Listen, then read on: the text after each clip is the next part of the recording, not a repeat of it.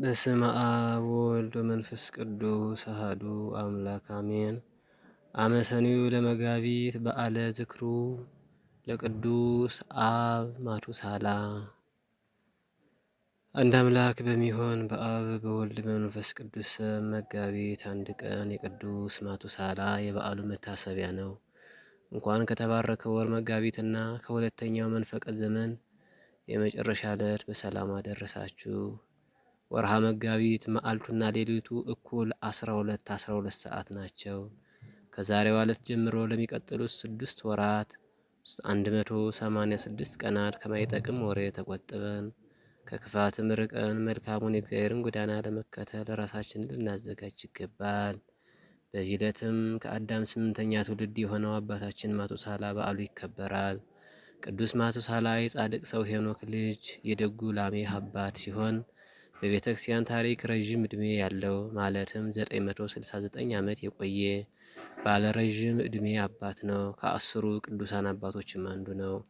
10ሩ ቅዱሳን አባቶች የሚባሉት ቅዱስ አዳም አባታችን፣ ቅዱስ ሴት፣ ቅዱስ ሄኖስ፣ ቅዱስ ቃይናን፣ ቅዱስ መዳልኤል፣ ቅዱስ ያሬድ፣ ቅዱስ ሄኖክ፣ ቅዱስ ማቱሳላ፣ ዛሬ በዓሉን የምናከብርለት ቅዱስ ላሜህ፣ ቅዱስ ኖህ ናቸው። ከቅዱሳን አርዕስተ አበው ረድኤት በረከት ይክፈለን። በዚህ ዕለትም ቅዱስ በርኪሶስ ይታሰባል።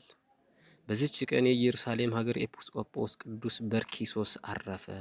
ይሄም አባት ክርስቲያኖችን በሚወዳቸው በቄሳር ለእስክንድሮስ ዘመነ መንግስት ተሹሞ ሳለ ሐዋርያ ሲጠብቋቸው እንደነበር በበጎ አጠባበቅ ሕዝቡን ጠበቃቸው። ከጥቂት ጊዜ በኋላ ለእስክንድሮስ ሞተ። ከእርሱ በኋላ ቄሳር መክስሚያኖስ ነገሰ። ክርስቲያኖችን በጽኑ መከራ አሰቃያቸው። ከእርሳቸውን ብዙዎችን ገደላቸው። ሀገሮቻቸውን ትተው የተሰደዱ አሉ። ይህም አባት ሸሽቶ ወደ ገዳም ገባ። ሕዝቡን ፈለጉት፣ አጡት። ከዚህ በኋላ ስሙ ዲዮስ የተባለ ሌላ ኤጲስቆጶስ በላያቸው ላይ ሾሞ እርሱም በጥቂት ቀን አረፈ። ከዚህ በኋላ ስሙ አግርዲኖስ የሚባል ሌላ ኤጲስቆጶስ ተሾመ። የስደቱም ወራት ባለፈ ጊዜ የአባት በርኪሶስ ወደ ኢየሩሳሌም ከተማ ተመለሰ። አግርዲኖስ የሚባል ሌላ ኤጲስቆጶስ ሾመው አገኛቸው። ወደ እርሳቸውን በደረሰ ጊዜ ሕዝቡ በመምጣቱ ደስ አላቸው። አግርዲኖስም ተመልሶ በመንበረ ጵጵስናው ላይ እንዲቀመጥ ለመነው። በታላቅ ድካም በወንበሩ ላይ አስቀመጡት። ከአግርዲኖስም ጋር 1 ዓመት ኖረ። አግርዲኖስም አረፈ።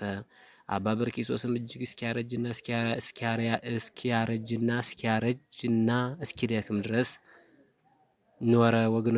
ወገኖችም ሌላ ኤጲስቆጶስ በላያቸው እንዲሾሙ ለመናቸው። እነርሱም አይሆንም አሉት። በዚያ ወራትም የቀጰዶቅያ ኤጲስቆጶስ ስሙ እለእስክንድሮስ የሚባል አንድ ሰው ነበር። እርሱም በውስጧ ሊጸልይና ወደ አገሩ ሊመለስ ወደ ኢየሩሳሌም መጣ። ስራውንም በጨረሰ ጊዜ የበዓሉን ቀኖች በተፈጸመ ጊዜ ወደ አገሩ ሊመለስ ወደደ።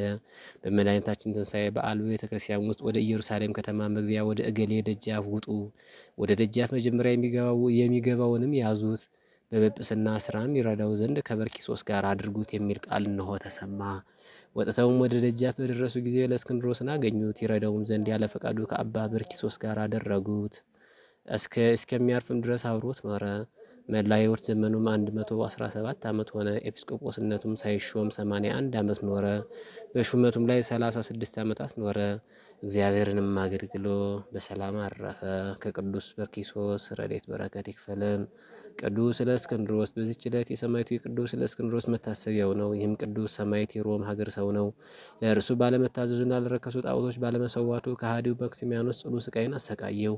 እጅግ ከባድና ታላቅ የሆነ ደንጊያ በእጆቹና በእግሮቹ ላይ አስሮ ሰቀለው። ብዙ ግርፋትንም ገረፈው። ጎኖችንም ቀደደ። በፊቱ ላይ የእሳት መብራት ጨመሩ።